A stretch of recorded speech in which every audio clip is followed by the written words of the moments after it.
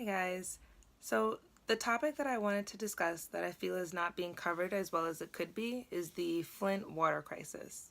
So, I'm sure most of you know by now exactly what that crisis is because it did start 4 years ago.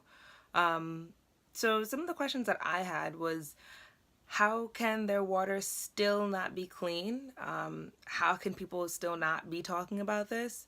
And if you don't know about it, I'll give you some background information of what exactly happened, during the Flint water crisis.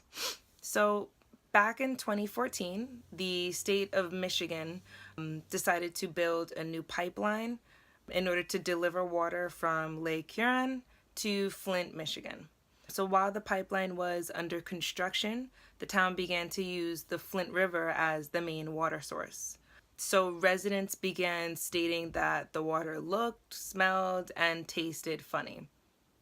So in 2015, tests were done by the Environmental Protection Agency, and they found really dangerous levels of lead in the water in the people's homes, and the city officially warned its residents that the water contained byproducts of disinfectants, and they even advised elderly and parents of young children to make doctor's appointments. So to put the issue into perspective, one resident's home, she had 4 children. They tested her water and it had 7 times the amount of lead that is accepted by the EPA. So there were several lawsuits being filed throughout this time, of course, throughout the city. So fast forward to the end of December, and Flint, Michigan officially declared itself in a state of emergency due to the water.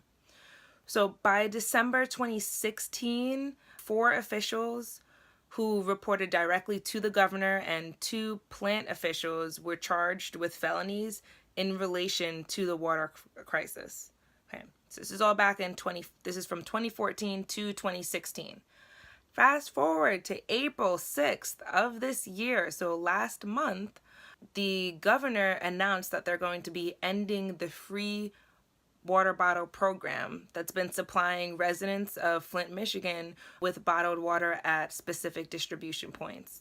So there have been recent rallies in Michigan's capital by angered residents, and after 4 years, there are still 22,000 lead contaminated service lines in the city, and the water is still considered to be 19 times more corrosive than other water sources.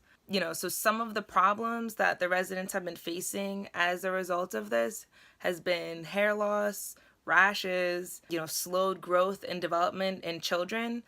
And, in addition, 12 people were killed as a result of the water contamination issue.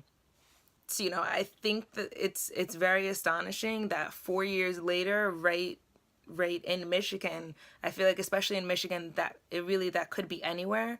The fact that they're still having this issue and it's not being covered as thoroughly as I personally think that it should be, is it's not a little bit, but it is a problem. And, I think that there isn't a lot of coverage on this issue, specifically because of how long it's taking for the government to actually resolve the issue on its own. I think that a lot of, like I've learned, we're a very reaction-based society.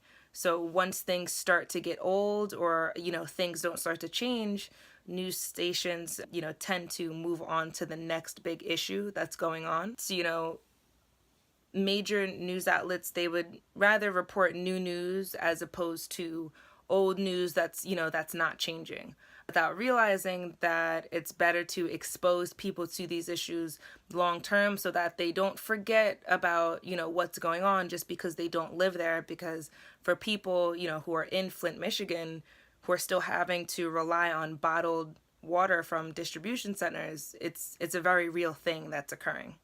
So that's what I definitely wanted to discuss.